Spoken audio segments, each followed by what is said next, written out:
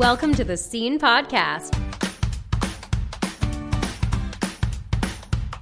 What's up, everybody? Welcome back to the Scene Podcast. I'm your host, Justin Borak, joined by my wonderful producer, editor, KJ. KJ, how you doing? I'm doing great, Justin. The weather's getting warmer. Feels like springtime for KJ and New York City. Oh, that's wonderful. And this week, we are continuing the exciting blockbuster event of the Scene interviews.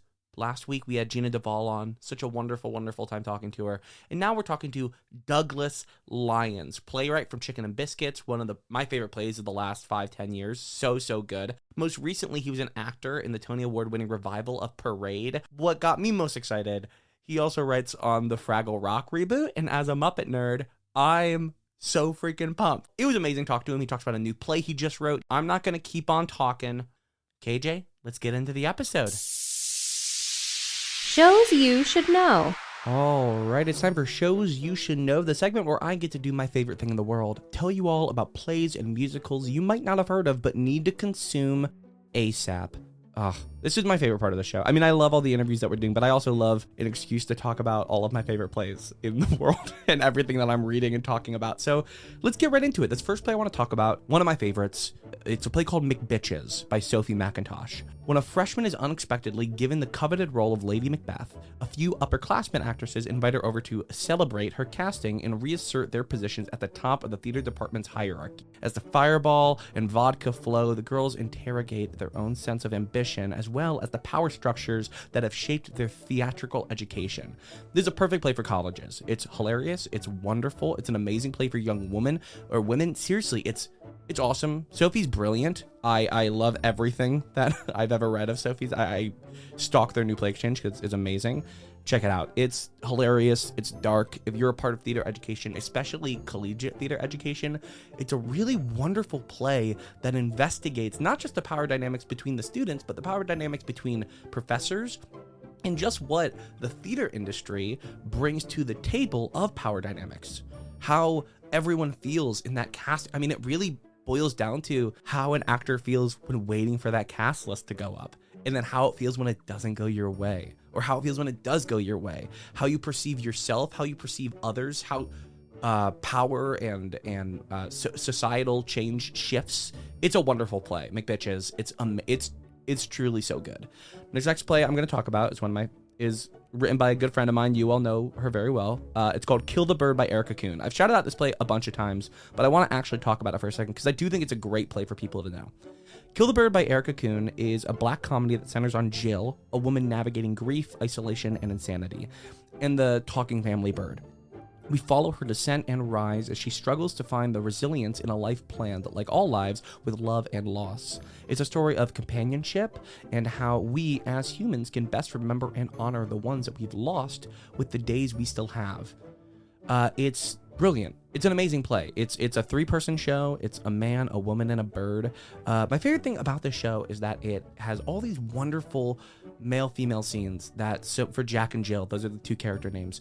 And there's perfect monologues, there's perfect scenes, there's perfect things to grab in this. It's a simple play that really uses its simplicity to dive into grief and dive into mourning and dive into getting off the couch. It's gorgeous. There's so much to mine in this play. On top of that, there's the 3rd character, which is the bird. And I was the original Jack. We did a production of it in the last year. It's on New Play Exchange. Go check it out. But the bird was played by a human in our production, and it was wonderful. It was so good. It was such a specific exercise in movement-based theater that was awesome to watch my friend Spencer Hansen take on. So if you are someone who's trying to do a show in a lab, in a black box, a smaller level show, this is an amazing play for a man and a woman and a really great movement performer.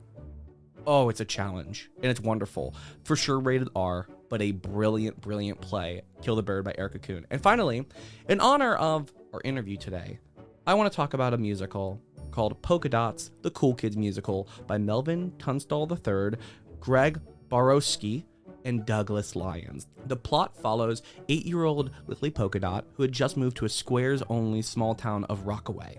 As the first polka dot in an all-square school, Lily faces an impossible task of gaining acceptance from her peers. From daily bullying to segregated drinking fountains, Lily's quest seems hopeless until she meets Sky, a shy, square boy whose curiosity for her unique polka dot skin blooms into an unexpected palship.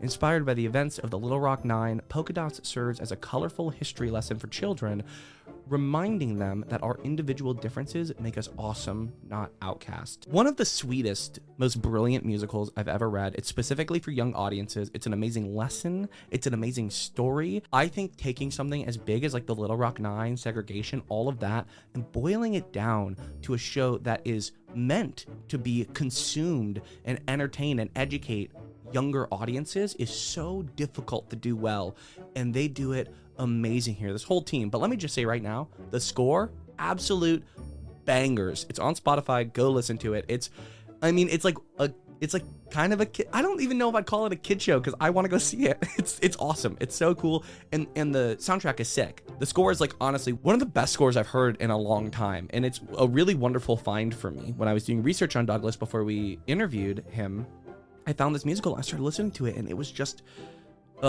it's amazing. Polka Dots. Seriously, if you're looking for a good musical for young audiences, for anyone, but a great musical for young audiences, Polka Dots, the Cool Kids musical, is awesome. And then if you're looking for a little bit more of an adult play, Kill the Bird by Erica Kuhn, McBitches by Sophie McIntosh. Two amazing plays. Absolutely amazing. And those are shows you should know. Theater in a minute. That's right. It's time for Theater in a Minute, where I explain something from theater past, present, or future as quickly as my brain lets me. Today's topic, restoration theater. Now, it's a really big topic. I'm going to try to get into it as much as I can. But again, with all these interviews, I'm trying to go away from individuals, and I'm trying to talk more about theater topics and eras and methods. So KJ, let's get into it. Start the clock in 3, 2, 1. Restoration theater refers to theatrical productions and styles that emerged during the English Renaissance, or the English Restoration period, which lasted from the 1660s to like 1700s, yeah? This period began with the restoration from the English monarchy under King Charles II, following the collapse of the Puritan Commonwealth under Oliver Cromwell, okay? So let's get into a little bit of a history.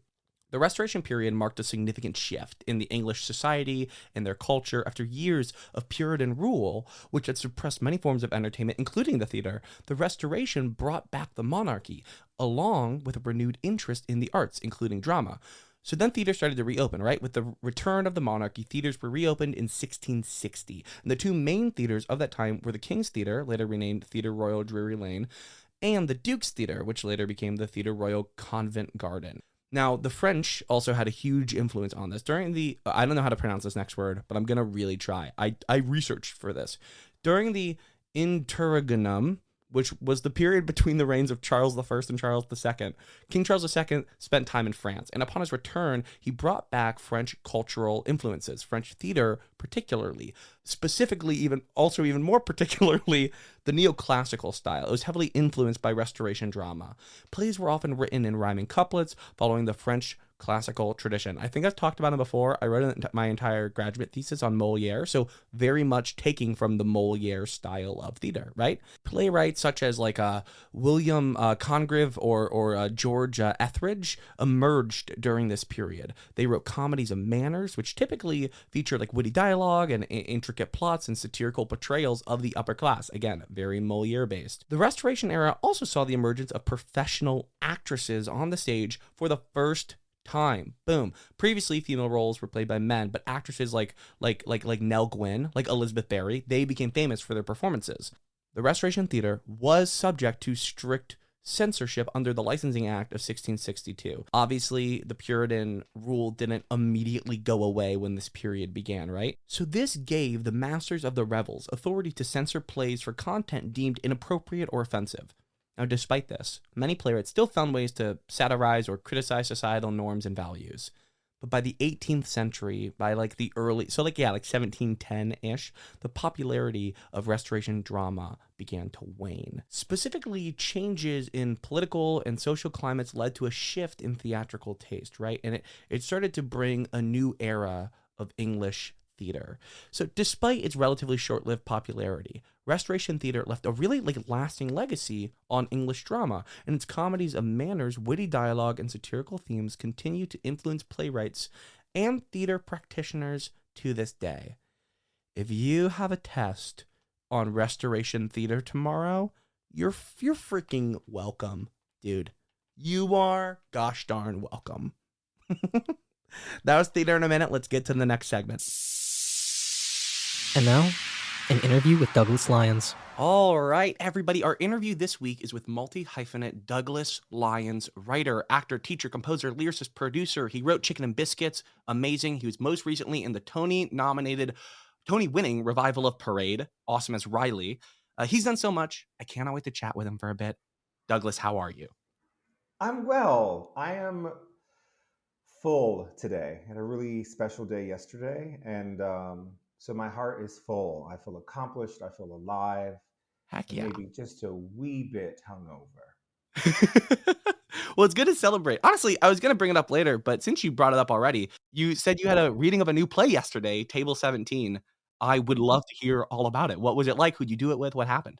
So this new project, Table 17, was commissioned by New Works Provincetown, and it I actually pitched it during, I think it was like summer of 22, and I sort of pulled a pitch out of my bum on Zoom. But I had recently seen this interview. Cut.com does these interviews with exes where these two exes will sit down across from each other Oh, yeah. and talk about like, oh yeah, like, do you miss me? And where do you think, our love I know went exactly wrong, what you're etc. talking about. Yeah. So I basically turned that into a play. That's so And cool. yeah, and because there was a black couple that I was watching the episode of, I centered Black love as this narrative to explore. And Yeah. Kara Young, who was just seen in Pearly Victorious, is the star of the play. Oh, yeah. Yeah, and we had our first reading in September in P-Town, and then we had another reading in December here in the city. And Jeffrey Richards, who's the original producer of Spring Awakening and Pearly and American Sun and Porgy and Bess, he came on board because he enjoyed it so much. And so yesterday was our like big sort of to do, and it was that's awesome. It was glorious. And I haven't seen I invited a lot of Black women because the play is for Black women, and they were in tears. They were really moved, and that moved me. So I'm just in this really that's so place. cool. But yeah, that's amazing. That's so rad. I cannot. If you would like to send it over after we do this, I would very happily read it. It sounds. I will do that. I will do Oh, that. please do. Yeah, That would make my day.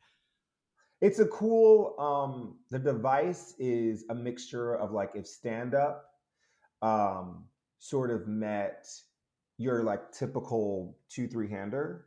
Yeah. And how a rom-com also fits into that, right? So it's using many different devices, which I'm excited about. I'm a graduate student down here at West Virginia University, an acting grad, and one of the undergrads just wrote a rom-com, and we kind of had a bunch of conversations about how like rom-com I feel like isn't always on the stage a ton. So I love when playwrights like take elements of it and put it into theater because it's something that I feel like is so nostalgic and also is like maybe an untapped kind of thing in the theater industry still. Well, it used to be like Jeffrey was saying back in the 60s, you had like Sweet Charity, you had all of these very cute musicals that were about love. And then sort of that generation sort of swiped away. I think when Hair arrived and stuff, we went more rock and sort of the secular music started more affecting Broadway music. But yeah, it's old fashioned, but it's fresh because it deals with what love is to explore and how difficult it can be. And it gets messy, but it, begs the question, because it happened, can you still celebrate it? That's kind of what the play is asking. That is so cool. I love that. I cannot wait to give it a read. I'm so pumped. I love all your stuff. I remember reading Chicken and Biscuits for the first time and losing my mind, and I can't wait to talk about that. But when I was doing research to talk to you, I learned Uh-huh. something about you that made me lose my mind.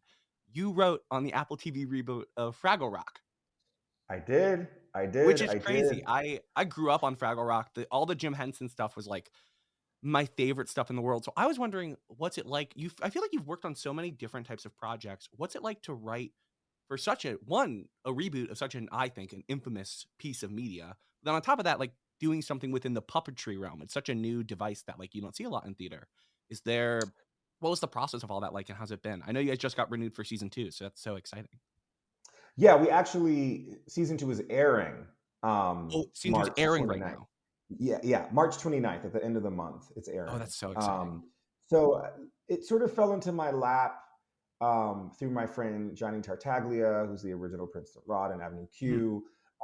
We were talking about another project, and he was like, would you be interested? This is during the pandemic. This is Yeah. like April, May of 2020. I'm sitting in my room being like, the world's on fire. Are we going to survive? And the conversation came up, and then they sent over my samples, and I had a meeting with the showrunners, Matt and Alex, and then the final one with someone from Henson. And Yeah. we got the call, and I was nervous, so nervous being in the writer's room because I was the only one on the East Coast because it was over Zoom. And Really? it was my debut, if you will, as a writer. Yeah. And the room and one of the original writers, Jocelyn Stevenson, was so pure and so kind. And she was like, oh, the original Fraggle Rock had rappers and poets and writers. And she's like, Mhm. playwrights, you are supposed to be here. This is supposed to be your first TV job. So that sort of Yeah. put me at ease. And yeah, it's been magical sort of learning the language of the world because it's not your typical, like Jim Henson, they created their own sort of Fraggleistic world where like Yeah. Fraggles are not humans, like the way they speak are not the same way, like their expressions Mhm. and their reactions. Now, the stories very much emulate the human experience, Yeah. but the way it's communicated is through a language they created. And so tapping into that legacy and being responsible for it while also honoring my voice as an artist was the exercise. And it's been the joy of my life. We I was did. gonna say, especially for someone who's such a multi hyphenate and does so much stuff, Fraggle Rock. I mean, being a super nerd about Jim Henson, like it's such a animated shows already can do so much, but Jim Henson project, especially Fraggle Rock, have such a versatile aspect of like what you can do musically and what you can do story wise, and the different elements and devices you can use in the show. It must be so fun and creative to work on like pieces like that. It must be a blast. Yeah, and what's really cool, season 1, Ethan Pakchar and me, my writing partner, we wrote a song called Put It All Together in season 1 as well. So it has really changed my life and my belief in myself as a writer because I had never worked in television. Yeah. And like post Chicken and Biscuits, opportunities and meetings and deals started coming. And Mhm. I had experience because of Fraggle um, to know what that would feel like. And I love a writer's room. Like it's so cool. Like as a playwright, I'm in my office right now. I sit in this room and I talk to myself. I think people think I'm crazy from across the way because I Oh talk yeah. the characters. Like I act out every single syllable to make sure Really? that the scansion is right. Oh yes. Like I've become very pure about the play that like iambic pentameter was not just something that Shakespeare used, but like how do we use that in contemporary language, Yeah. right? So I will go through every single line to make sure that it feels right. So when I hand the Uh-huh. script to an actor, they really feel that. Um, so yeah, I just learned so much from the structure of writing a TV half hour because that's different than a play, A right? thousand But in a percent. writer's room, if an idea like feels like, oh no, that's not it, it might spark something else from someone else. Then it goes, oh my god, and we're ping ponging ideas, and then we land on something that we really feel good about. But you Yeah. have 8, 9 minds thinking about this one moment instead of just you, and you're not lonely, right? You It's a have a really group of people to figure it collaborative out. environment, which I feel like Yes. as writers you don't get a ton. Yeah, and you get to go through your day, with other people, and Yeah. you feel like in a way you've like made a baby together. It takes 2 to make a Yeah. baby, but then you have 9, and you're all there's a little bit of you. Yeah, the cool thing too is like it may not be your episode, but you pitch a joke that lands up in the episode. So like a little Yeah. piece of you is a part of the entire picture. So yeah, Fraggle has been really awesome. I can't wait to see what season 2 is. I don't I don't remember even what happens, to be honest with you, because it was 2 years ago that we finished the room. So I'm going to Yeah. be as surprised as you are I when cannot it wait. airs. It's gonna Yeah. be an absolute you kind of hit on it a little bit when you were talking about scansion and speaking out the words. I wanted to talk about how you are such a multi hyphenate, and I can't wait to talk about a bunch of other stuff. But you are a very much experienced professional, great actor. I actually saw you in Parade. You're wonderful. Oh, thank Um, you. but being an actor and like a writer hyphenate, other than like the scansion, I mean, like you can add on to that, please. But what do you think changes in your writing process, being someone who still is someone who goes on the stage on a regular basis and still considers himself a performer? How does that change your writing process and your style?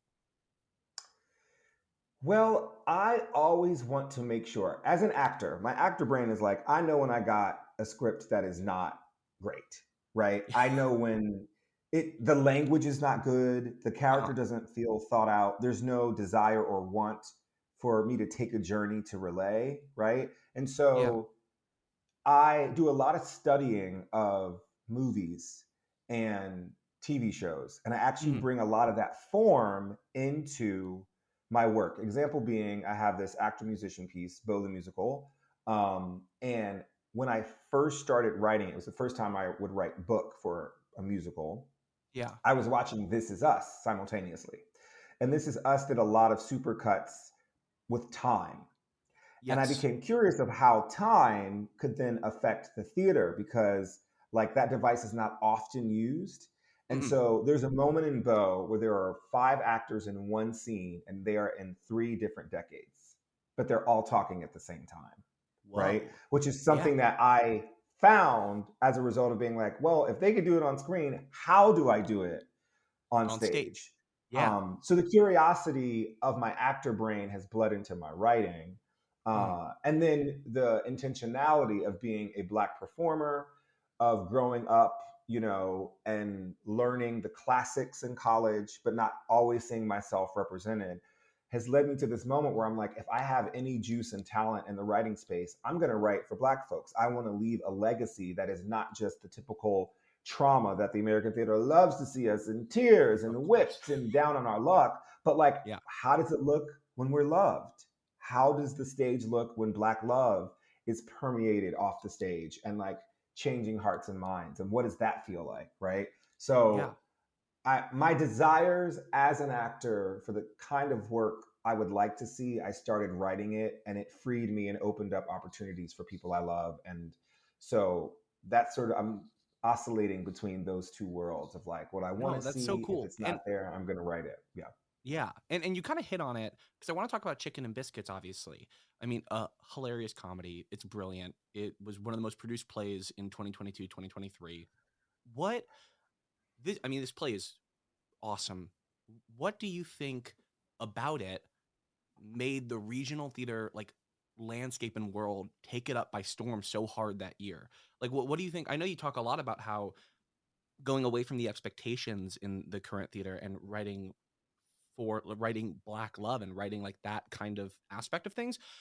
What do you think about Chicken and Biscuits itself made it such a relatable and such a like awesome producible piece of theater that it was all over the country? Okay. Now, I'm also a businessman, right? I think that's a very important part of the hyphenate that people need to know Of course. because we premiered in October, Mhm. late November. Well, we started previews in September. Yeah, September we started previews. We closed in November. Mhm. COVID thing, ticket sales, all this stuff. Totally Yeah. fine. But what I knew, the producer brain, the business brain, was that Yeah. those rights had to become available immediately. Because if Mhm. we waited the entire Broadway season for a potential Tony nomination, which we did not get, and it became licensable the following summer, people will have already had their seasons picked. And Yeah. so I pressed the producers to be like, please, there were theaters already because people had seen it who were like, I want to do it, in South Dakota, in Boston, in Texas, or whatever. And I was like, Yeah. please release the rights. Release the rights. Like they were considering a tour. I'm like, it's probably not going to happen. Release the rights. Like Yeah. release the rights. And they did. And so as soon as they were, released, there was 5 or 6 theaters immediately that already put it in their season That picked it up. for 22-23. That's so But smart. if I hadn't pressed, it might not have been the second most produced play. Now, to Yeah. the technicality of the play, it represents a sliver of Black life that we don't see in contemporary plays often, Hmm. right? Yeah. There is an absence of racism, right? That's not what the play is about. It's Yeah. really about a family that happens to be Black working their way through their internal issues, the wounds they've been holding on to, letting new family members in, dispelling any ideal of holding up legacy if it does not really align with who you are, queerness. It's this intersectionality of all these things, but with a Black family, and Yeah. is a comedy. It's a comedy, Yeah. right? It's And hilarious. comedies don't do as well on Broadway, but I think in the regions, especially emotionally and mentally with where we are with the pandemic, people wanted to laugh. Yeah.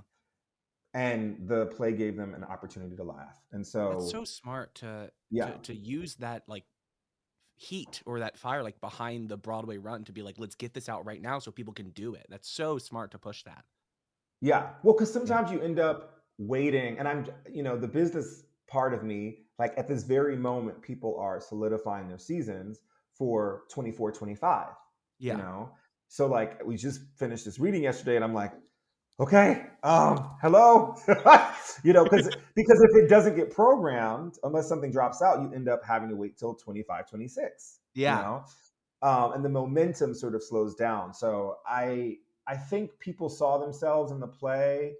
There have been a couple theaters, Crossroads in New Jersey, where they had 9 performances and they like sold out and like were adding seats and stuff. It helped their box office come back, Yeah. and that to me on an impactful level is most important. I think the impact is something that I am interested in, not in the accolades. Like, let the Yeah. story bring new people, a new generation, Uh-huh. a new demographic into your local theater. If it's done that, then we've won. That's awesome. That's so dope. I love the play. I'm so happy it's been produced everywhere. I've been so sad I haven't been able to see it yet. I've like seen it in seasons here and there, and I've always been like I've gotten to town like a week late. So I'm looking for theaters that are doing it this upcoming season. I'm on the hunt to see the play. Where are you again? I'm right outside of Pittsburgh. I'm in West Virginia, right outside of like City Theater and Pittsburgh Public and stuff like that. Yeah, there was a theater out there that did it. Eileen Morris has a theater out there. Oh, I know who you're talking about. Yeah. Yeah, Yeah, I must she have did a missed that production production. there. But yeah, Yeah. I'm very excited. I need to see it very, very soon. But I wanted to end this interview by talking about something that I also had no idea. I had no idea you were a composer lyricist. That's awesome. It totally makes sense that you're working on Fraggle. Um, but one, I want to know where these musical talents came from because it feels like you are a multi hyphenate in the truest form. But then also, I wanted you to talk about your musical polka dots because it makes me so happy. Sticks and Stones is I think it might be on the top of my Spotify rap at the end of the year because I've been listening to it nonstop. Alex Newell is amazing, and The moment. I didn't even know this show. I didn't know about the show too much, and I was doing research and I found it, and I just listened to the music, and it was awesome. I was wondering, so where'd you get your musical talents, and what's it like writing for that younger audience, even in this other new form? You're writing plays and television, and now musical theater. Like, yeah, what's all that? How has all that been going, and what's it like? So what's interesting is people don't know this, but before I was a playwright and writer, I wrote music. So Really? oh yeah. So I joined the original company of Book of Mormon in 2011 on Mhm. Tony nomination day was my first day of rehearsal. That's amazing. And I did that for like 14 months and I went on the first national. And when Mhm. I arrived for Sitz Probe, this gentleman, Ethan Pakchar, was the guitarist. And I had just been gifted a guitar from my parents, and he was supposed to give me guitar lessons. I didn't want to practice guitar. I was like, I don't want to do this. But I was like, how about you play and I sing? And we started writing songs. Oh. Writing songs became a live album, hashtag Love Live, which you can go Mhm. on all the streaming platforms and hear. And we recorded that fall of 2013 with a bunch of friends. And then we started working on, we got an agent and he was like, well, you got to write musicals. So we started working on the show 5 Points, which would have its world premiere at Theater Latte Da in 2018. Oh, in Uh, Minneapolis. yeah, yeah, Yeah, yeah. It I like love them. I just saw their the 12 Angry Men musical that they did last year. yes, yes. Yeah. Oh, that's so Peter cool. Rothstein, who's now at Oslo Rep, was there and directed it, and he's incredible. Awesome. But 5 Points was our first project that we worked on, and before 5 Points premiered, I had this idea of Polka Dots, which is based on the Little Rock Nine and Ruby Bridges, and the strength of the curiosity of kids and like defying rules, Yeah. racial segregation and how you weren't allowed to drink from the same water fountain, right? Yeah. And this little polka dot girl goes and has a taste of water from the square sprinkler and learns that the Yeah. water is the same. So I don't play anything. I sing and Yeah. write lyrics. And in pop music, they call it top line, but Ethan is an incredible guitarist and composer. Mhm. And then on Polka Dots, I did it with Melvin Tunstall, who was the swing in Beautiful. Polka Dots was written backstage at Beautiful, the karaoke musical, by the way. Really? Oh yeah. So there would be moments before the show where like Mel and I would meet about something. He would be writing, I'd be on stage. I'd come back, we'd be talking about. And our friend Greg Borofsky, who has this musical Mandela, the musical, co-wrote the music with me on that particular project. And yeah, and then Polka Dots had a reading in August of 2015. And spring of 2016, we had our first production at Iverington Playhouse, but also Carnegie Mellon did a production, and then it like went into licensing, and Atlantic Theater Company did a production that won the Off-Broadway Alliance in 2018. So yeah, it's small and it's for people, and Sony Masterworks got behind the music very early on because they believed in what it stood for. And so I could not have predicted all of this, to be honest with you. I did not Yeah. write script for so long. Like Yeah. I didn't write script, any kind of book or script, until 2017. So the fact that Really? all of this is, oh yeah, oh no. Because I was afraid. I didn't want to suck. I did not want to be horrible at this thing. Absolutely. And I don't have a degree in writing. I have a degree in musical theater from the Hart School. Yeah. So it was very unfamiliar to me. But what I've learned is like use what you know and what you got, put it on the page, find your friends who want to read for you, as you develop, and go for it. Yeah. And I'm glad I did. I'm very glad I did. I'm glad you did too, and I think a lot of people are. Thank you so much, Douglas, for being on the show. This means the world to me and everybody. Everybody go read Chicken and Biscuits. Go see when does Fraggle come out in March? March 29th. It's the same day as Beyonce's album, so there's a lot of competition, but you can play the album and then turn on Apple TV, okay? That's amazing. Thank you so much, Douglas. Thank you so much. Thank you, Justin. And that's our show. Thank you so much for listening. The biggest thanks I could ever give to Douglas Lyons. It was so exciting to chat with you. Go read Chicken and Biscuits. It's an amazing play. It's on Dramatist. Go check it out. It's seriously so good. If it's in your area, go see it. Fraggle Rock is coming soon to Apple Plus. Actually, at this point, when the episode's coming out, it might be out. Go check out Apple Plus. See the new Fraggle Rock. If you're a Muppets fan, if you're a Jim Henson fan like I am, you are going to love this new series. It's just so good. It's absolutely amazing. Thank you so much, Doug, for being on the show. I want to thank the team over at The Scene, Zach, Leah, KJ. You guys are amazing. I could not do this without you at all. Go check out our website. Go check out our Instagram. Go check out the newsletter. Go check out our TikTok. Go check out all of the Scene stuff if you want more theater content, because we are giving it to you, baby. And I hope you are loving it. Go follow me on Instagram at Justin Borak. And yeah, thank you so much for listening. What an amazing episode. I cannot wait for next week. Another wonderful one. So cool. Guys, this interview era of the Scene podcast is maybe the most fun time I've had interviewing people ever. And Douglas Lyons was I don't know how to put it. Was awesome. I guess that's what I was trying to say. Was freaking awesome. I still can't believe I got to talk to the guy who wrote Chicken and Biscuits. That was amazing. I'm sorry. I'm going to stop nerding out, and I'm going to end this episode the way I end every episode, by saying the same thing every student says at the end of a scene in class. And scene. See you guys next time. The Scene podcast is made possible by our host, Justin Borak, our co-producers, Leah Barker and KJ Lampar, and our executive producer, Zach Dulli. Don't forget to follow the show wherever you get your podcasts to stay up to date with our latest theater antics and exclusive interviews. Thanks again for listening, and we'll see you again next time.